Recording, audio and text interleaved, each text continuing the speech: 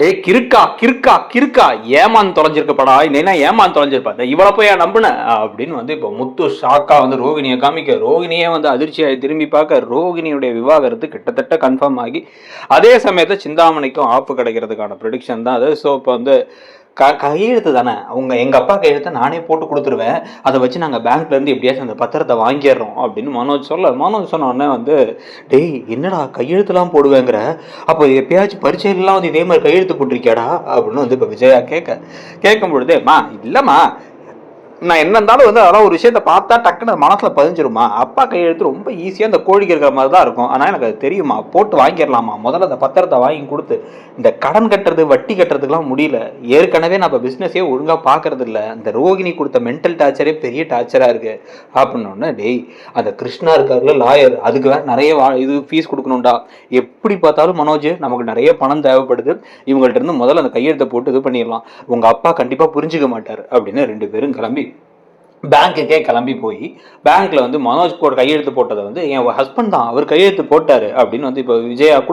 கொடுத்த உடனே அப்படியாமா அப்படின்னு சொல்லிட்டு சரின்னு பத்திரத்தை கொடுத்துட்றாங்க. கொடுத்ததுக்கு அப்புறம் தான் வந்து பாத்தீங்கன்னா வந்து அதே பேங்க்ல தான் இப்ப 2வது கார் வாங்கும் பொழுது கொஞ்சம் வந்து கடன் வாங்கியிருக்காரு முத்து, அவரும் அதே பேங்க்குக்கு கிளம்பி போறாரு. பேங்குக்கு கிளம்பி போன முத்து அங்கே வந்து அவங்க அந்த இவரை போய் பார்த்து, என்ன சார் எப்படி சார் இருக்கீங்க அப்படின்னு எல்லாம் பேசிட்டு, இருந்தாங்க சார் டியூ கொடுக்க மறந்துட்டேன், ஏதாவது டியூ கட்டுறதுக்காக வந்தேன், ஆன்லைனில் அமௌண்ட் இல்லை சார், எல்லாமே கேஷாக கொடுத்தாங்க அப்படின்னு வந்து கொடுக்கும் பொழுதே வந்து பரவாயில்ல முத்து, அதனால என்ன, உங்கள் அம்மா தம்பிலாம் கூட இப்போ தான் வந்து போனாங்க, வீட்டு பத்திரத்தை எப்படியோ ஒரு வழியாக வந்து திருப்பி வாங்கிட்டீங்க அப்படின்னு வந்து கேட்க, வீட்டு பத்திரத்தை வாங்கிட்டோம்னா எங்க அம்மாவையா சொல்றீங்க, ஆமா உங்க அம்மாவும் உங்க அண்ணனும் வந்தாங்க, வந்து வாங்கிட்டு போயிட்டாங்களே முத்து அப்படின்னு அங்கே ஒர்க் பண்றவர் சொன்ன உடனே இப்போ முத்துக்கு பெரிய ஷாக் ஆயிடுச்சு. இதுக்கதான் முத்து வந்து வேகமா வந்து மீனா கிட்டக்க, என்னடா ஒரு ஒண்ணுமே புரியல,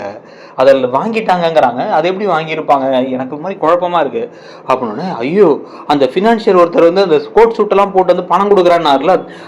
அந்த விஷயத்துல எப்படியா நடந்திருக்குமோ அப்படின்னா, அவங்க பணம் கொடுத்தாலும் எங்க அப்பா கையெழுத்து வேணுமே அப்படின்னு வந்துட்டு இப்போ யோசிக்கிறாங்க. யோசிச்சுட்டு தான் டக்குன்னு என்ன பண்ணலாம், சரி வீட்டுக்கு போய் கேட்கலாம் அப்படின்னு முத்துவும் மீனாவும் முடிவு பண்ணுறான். அதே சமயத்தில் இந்த பக்கம் ரோஹிணி என்ன பண்ணுறாங்கன்னா, சிந்தாமணிக்கு கால் பண்ணி,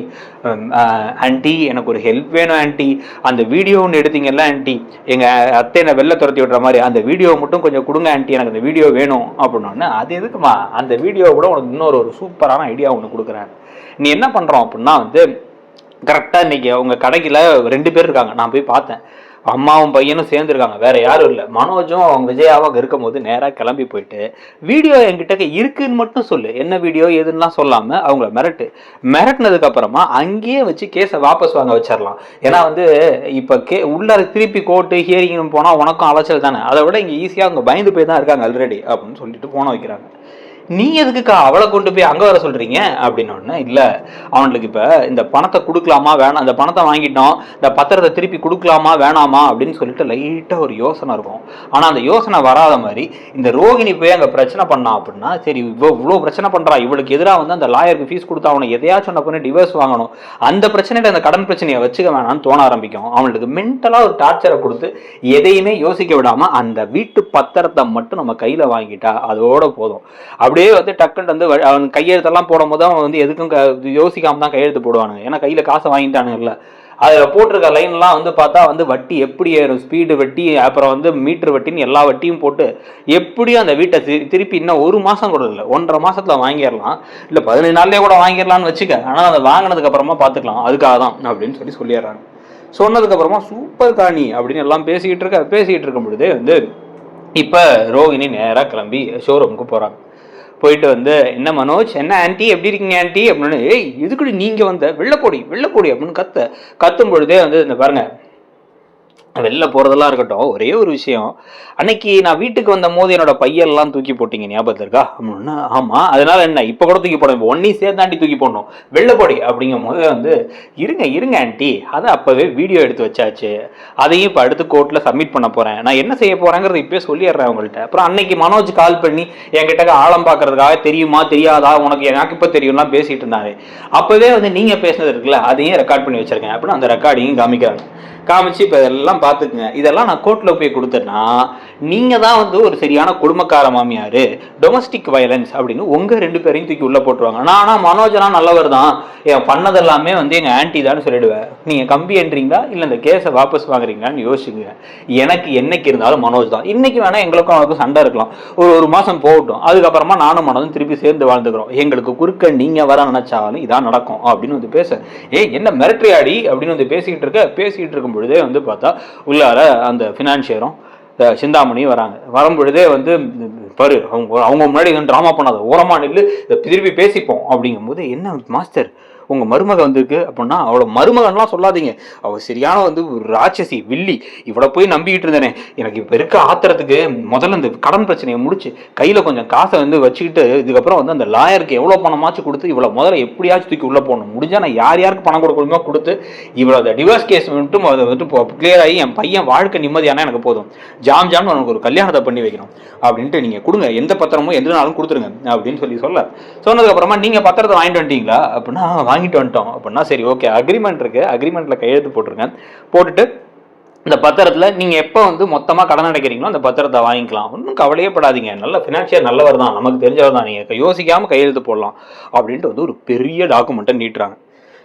பார்த்தா அதில் ஒரு 20-30 பக்கத்துக்கு மேலே இருக்குது. இவ்வளோ இருக்குது அப்படின்னா, அக்ரிமெண்ட்னா அது அவங்க கம்பெனியோட ஸ்டாண்டர்டு, எப்பயுமே இந்த ப்ரொசீஜர் தான் ஃபாலோ பண்ணுவாங்க. கையெழுத்து போடுங்க அப்படிங்கும் பொழுதே வந்து பக்கத்தில் ரோகிணி நின்று அப்படியே என்ன நடக்குது இங்கே, ஏதோ வீட்டு பத்திரம்னு பேசுகிறானுங்க, ஏதோ ஒரு விஷயம் ட்விஸ்டடாக நடக்குதுன்னு அவங்க யோசிச்சுட்டு இருக்கும் பொழுது டக்குன்னு இப்போ வந்து மனோஜ் உட்காந்து என்ன பண்ணுறாருன்னா, மனோஜும் கையெழுத்து போடணும், நீங்களும் கையெழுத்து போட்டுருங்க அப்படின்னு முதல்ல மனோஜ் வந்து இப்படி கையெழுத்து போடுறாரு.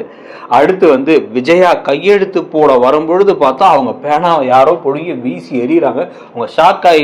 திரும்பி பார்த்தா வந்து அங்கே மனோஜ் எங்கள் முத்து பயங்கர கோபமாக நின்றுட்டு இருக்காரு, பின்னாடி மீனாவை நின்றுட்டு இருக்க. இப்போதான் அப்பாட்ட போய் கேட்டு வந்தேன், அப்பா கையெழுத்த போட்டியாடா நீ அப்படின்ட்டு பலார் அப்படின்னு வந்து மனோஜ் ஒரு அரைஞ்சிட்டு, எங்கள் அப்பாவோட கையெழுத்து வந்து நீ போட்டதுக்கு, அப்பாவோட கையெழுத்து நீ போட்டதுக்கு நான் போய் கேஸ் கொடுத்தேன்னா ஒன்றாண்டா தூக்கி உள்ள வைப்பாங்க, உனக்கு ஏற்கனவே இருக்க பிரச்சனை, அந்த பிரச்சனை நான் கொடுக்க வேறான்னு பார்த்தா நீ தேவையில்லாத வேலை பண்றீங்க அப்படின்னு அந்த அக்ரிமெண்ட் எடுத்து அப்படியே கரகரன்னு கிழிச்சு இப்படி தூக்கி எறிஞ்சிட்டு எங்க வீட்டை அப்படியே அபகரிக்கலான்னு பிளான் உனக்கு, அதுக்காக வந்து இவனை வச்சு கடனை வாங்க வச்சு அதுக்கப்புறம் எல்லா பிளானையும் பண்ணிட்டு இருக்கேன், அதெல்லாம் நடக்காது, நான் இருக்க வரைக்கும் நடக்காது அப்படின்னு.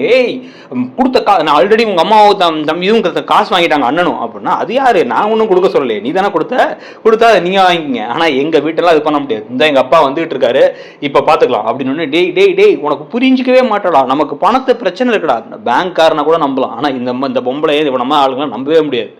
அப்படின்னு அந்த முத்து சொல்லிட்டே வந்து, ஓ என்ன இங்க பார்லரமாவும் இருக்கா,